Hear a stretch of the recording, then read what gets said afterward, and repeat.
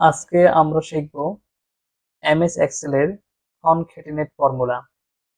Concatenate formula use করার আগে বুঝতে হবে কনক্যাটিনেট মানে কি।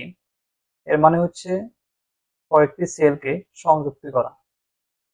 এক্সেলে কনক্যাটিনেট ফর্মুলা ইউজ করার একটা এক্সাম্পল দিচ্ছি।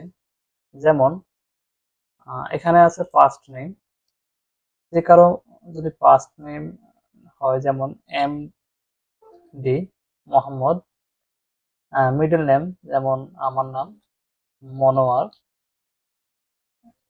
এবং লাস্ট নেম হোসাইন। এখন এক্সেলে অসংখ্য ডাটা একত্রে, এরকম অসংখ্য মানুষের হাজার হাজার ডাটা থাকতে পারে। সেক্ষেত্রে এই তিনটাকে আমরা কিভাবে একটা ফুল নেমে একটা ফর্মুলার মাধ্যমে নিয়ে আসবো, সেজন্য আমাদেরকে কনক্যাটিনেট ফর্মুলা ইউজ করতে হয়। কনক্যাটিনেট ফর্মুলা ইউজ করার জন্য শুরুতে ইকুয়াল দিতে হবে, এরপর লিখতে হবে কনক্যাটিনেট,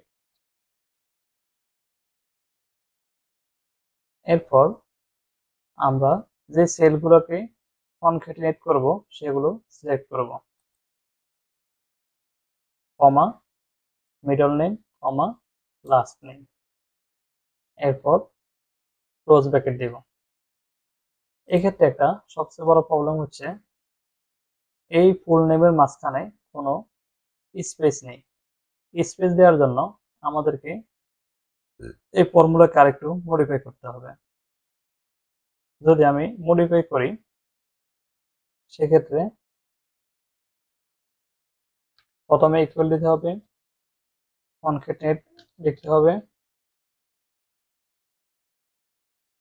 সাপোজ ফার্স্ট নেম এর পরে আমাদেরকে যেহেতু স্পেস দিতে হবে, আমরা কমা দেব, এরপর ইনভার্টেড কমা ডাবল দেওয়ার পর ইনভার্টেড কমার মাঝখানে আমরা একটা স্পেস দেব, এরপর কমা দেব, এরপর মিডল নেম, আবার কমা, আবার ইনভার্টেড কমা দেওয়ার পর ইনভার্টেড কমার মাঝখানে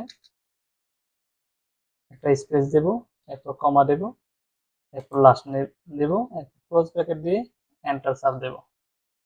এখন দেখা যাচ্ছে আমাদের ফুল নেমে এই ফার্স্ট নেম, মিডল নেম এবং লাস্ট নেমের মাঝামাঝি আমাদের স্পেস অ্যাড হয়েছে। এভাবে আমরা কনক্যাটিনেট ফর্মুলা ইউজ করব।